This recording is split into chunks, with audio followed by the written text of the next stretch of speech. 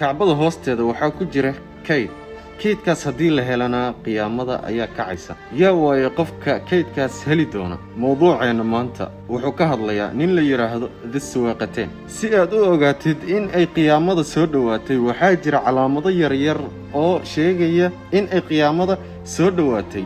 calaamadaha yaryar ayaa horeeya. calaamadahaas yaryar kadibna waxaa ku xiga calaamado waaweyn. calaamadahaas waaweyn hadday yimaadaanna waxay ka dhigan tahay in qiyaamadii ay caadi u imaatayba, qiyaamadii ay kacayso, waxba kama dhinna waqtigaas. calaamadaha waaweyn ayayna ka mid tahay in kacbada la dudumiyo, waxaa istaagaya xajkii iyo sidoo kale cimradii. waxaasoo dhan waxaa sabab u ah nin la yidhaahdo Dhis-Suwaqateen.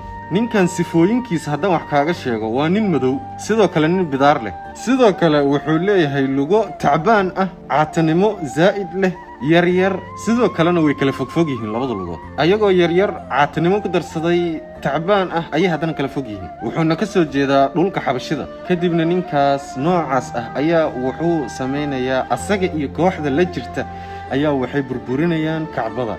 sidoo kale kiswada ama daaha ku daboolan ayay ku ciyaarayaan. ninkaas asaga ah ayaa kacbada sharafta leh burburinaya, dhagax u kala qaadaya. waqtigaasna ilaahay nama joojiye, annaga iyo muslimiinta oo dhan. aamiin dhaha.